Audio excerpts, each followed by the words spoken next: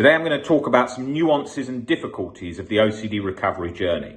Now, what gets overlooked when you're in the recovery journey is we tend to look at it sort of very basically. Like, we look at it as, oh, I just need to break down this particular belief. I just need to get over this fear now and then I'm done. But we must remember that what OCD is doing, OCD has got a great morphing capability. So it's moving, right? It's looking for the next thing. That's why we're working towards unconditional self-life, other and acceptance, and not trying to bolt it down. And that's so key to remember.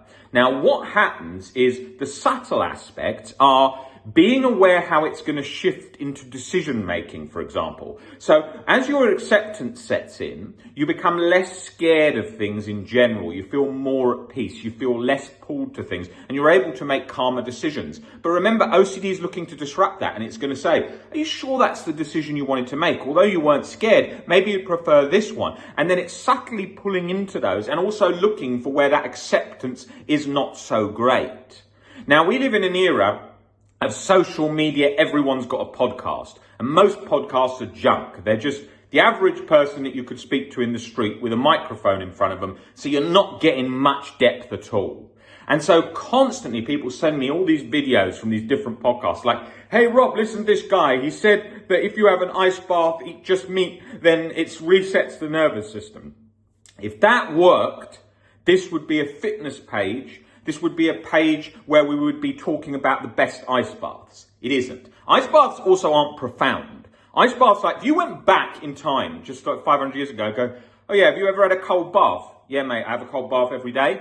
Oh, that's the reality of these things. They're very basic things, then to give a sense of profound. Oh, an ice bath. Do you know that it completely changes every aspect of your life by completely solving the nervous system where it's not regulated and then giving you a boost of energy as you feel more awake and the body feels more plugged into life and solves every problem? No, it doesn't. If you just look at what mental health hospitals were arranging in the last couple of 100 years, most of the treatments in there were a cold bath and a hot bath and sort of forcing people to just sit with discomfort by kind of restraining them. Obviously, that didn't work in a lot of cases, most. It helped in certain things where sort of calm them down. Yeah, there would have been cases, of course, in a mental health hospital if the person got out, where they felt like, oh my God, my life has improved so much since I've now been in this state to be able to sort of calm down because I haven't been going left, right and centre everywhere. However, with OCD, that's obviously going to cut through that like a hot knife through butter. You could have put me in an ice bath all day. You could have put me in saunas on and off all day. You could have done anything. That would not make any difference to when I was severely stuck with chronic OCD guilt cutting through that. The guilt was like my whole stomach locked in a vice, 24/7 adrenaline fighting for my life. Okay? I know the reality of OCD.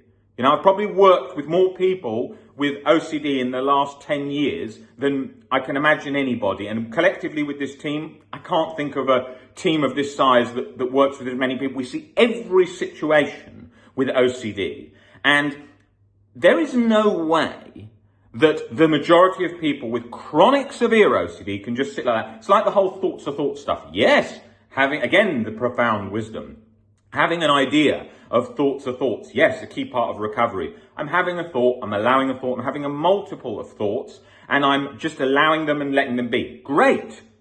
That is a great part of stopping the internal work rate.